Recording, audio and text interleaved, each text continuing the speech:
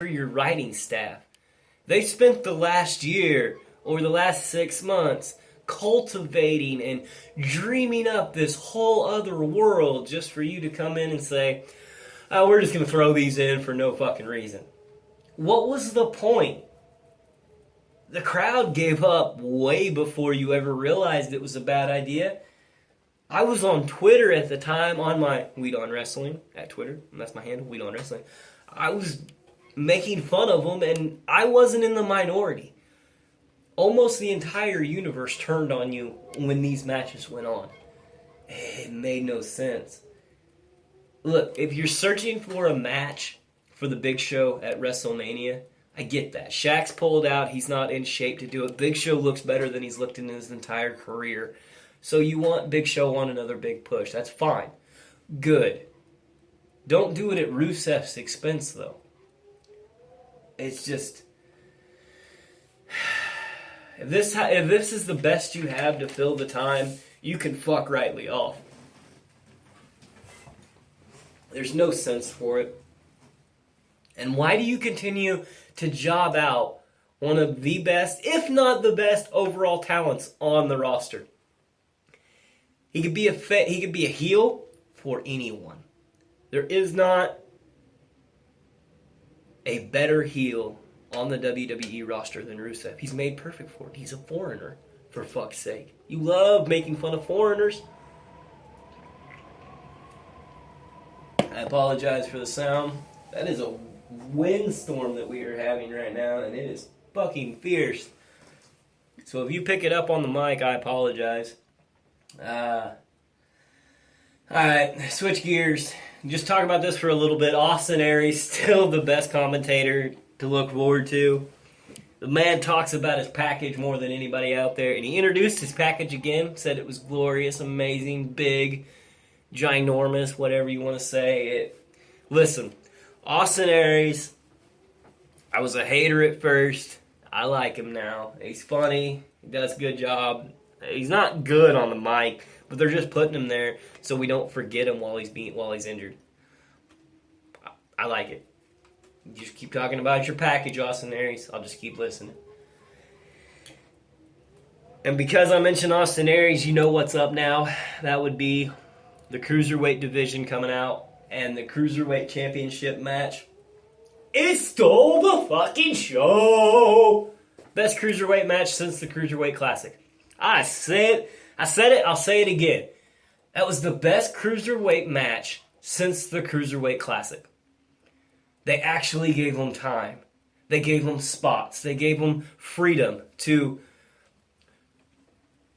expand on their storytelling ability. This wasn't just a great match for great match's sake. This was a great storytelling match.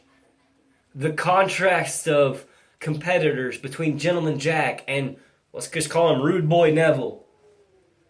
That was, that was good. They were doing moves specifically for who they were. Jack on the top rope, fending him off with his foot, like, oh, you can't come here, you can't go there. Neville spiking Gallagher down, just spiking him like a football, making him land on his head, throwing him against the rope, bouncing him off the rope. And then Gentleman Jack with those headbutts. Oh, those headbutts, though. Listen, the match did start surprisingly slow, but then it was a nice turn of events. It flipped the script right in the middle where Jack flew through the ropes, or over the rope, whatever. And it turned into a great match. It was a hell of a move there by Neville. That belly-to-back suplex where he threw Gentleman Jack basically on his head. And then the headbutt. When Neville was on that top rope, and Jack ran up and just headbutted him and made him fall completely backwards. That headbutt, though, holy shit. They kept fighting. It was a great match. I can't say enough good things about this match. And then Neville has to go deep into his arsenal and pull out the red arrow to put Gentleman Jack Gallagher away. It was a great match. And I have a question mark next to my notes here. Match of the night, maybe? No. There's no more maybe on that. This was match of the night. Guaranteed. match of the night. I want to see more. I want to tune back in to more cruiserweights. I'm left wanting more. This right here is what you were supposed to do, WWE, with the whole show. This is what Fastlane should have been. And it was the only match on the docket that delivered.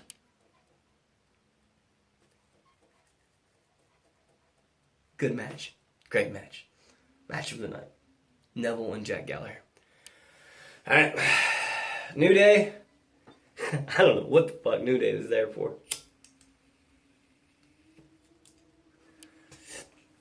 It made no sense to have them out there. Sure, they got the crowd back into it a little bit, but they were already into it from the Neville Jack Gallagher match. That got the crowd back into it.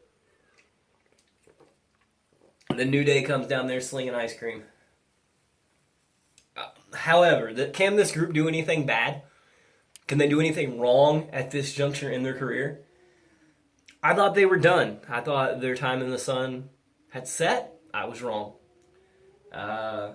Between Big E and his improv skills and Xavier Woods on the mic, he's getting better in the ring. A little fucking fireball. And then Kofi, Hall of Famer, future Hall of Famer, Kofi Kingston. Good. Quality. Entertaining. It was brilliant. It was just brilliant. But then again, I'm left going, why the fuck were they even there? It had no rhyme, reason, logic, storytelling, nothing other than just to try to sling some merchandise. Let us know that maybe ice cream's on the way, but we knew that maybe ice cream was on the way in the last month. I don't know. Maybe they just came out to say, hey, we're still relevant, you know? But I don't know. I just don't know. I didn't know then what I know now, though. That would be the last time I was happy during this pay-per-view of Fastlane. I didn't know that was the last time I was going to see joy instead of anger. Because what we're left with the rest of the show did not bring me joy. Did not bring me satisfaction. Roman Reigns versus Braun Strowman. Vince McMahon loves big sweaty men. Boring fucking match. It was so slow. Strowman tried. He tried to carry him. But you can't carry a wet noodle but so long. Reigns just sucks any flow from a match. He's a no-selling douchebag that, on a side note, had shitty fucking shoes. He got some new ring attire, and those were distracting. They suck. Best part of the match was Strowman putting Roman Reigns through the announce table. Strowman tried to fly. Man never goes to the top rope and thinks he needs to go to the top rope versus Roman Reigns, and that's what got Reigns the win. That dive off the top rope was some nice hype by Braun Strowman, but for no reason. He couldn't have put that at a bigger show. He couldn't have put that at like a WrestleMania or something. Anyway, it was a bullshit-ass Roman Reigns win in a stupid fucking match that was completely pointless. No fan, I don't think, wanted it. It did nothing for either superstar's storyline.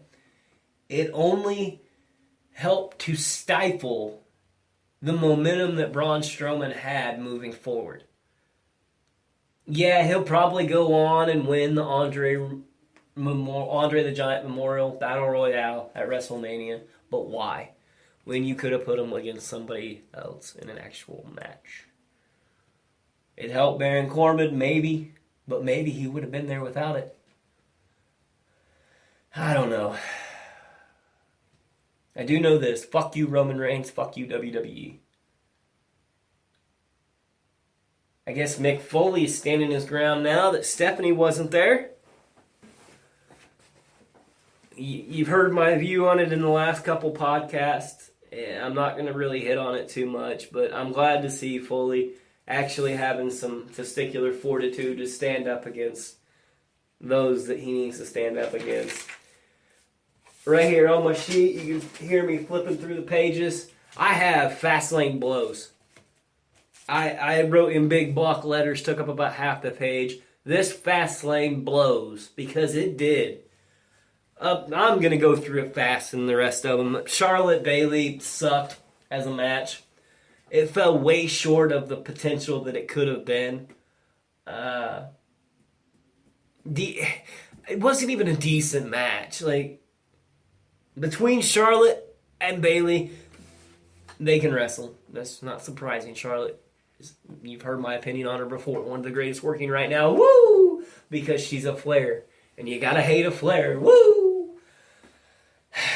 But Bayley wins.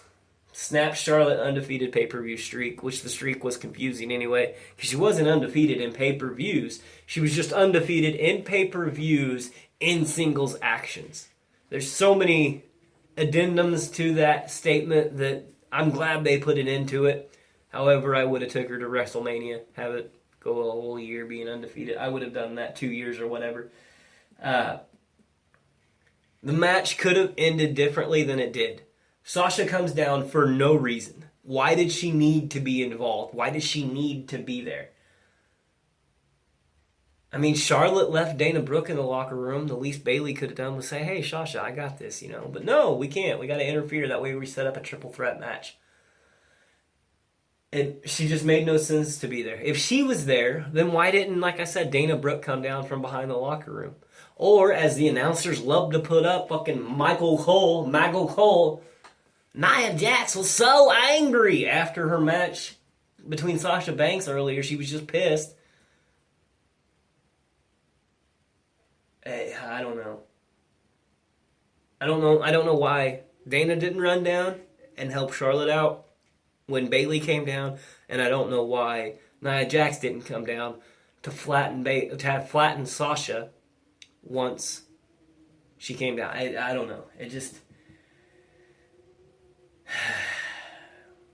It was just another injury into the category that I'm going to deem as pointless fucking endings to an alright match that leads us fucking nowhere storyline-wise. Fuck. Again, meh. That's all I'm left with is fucking meh.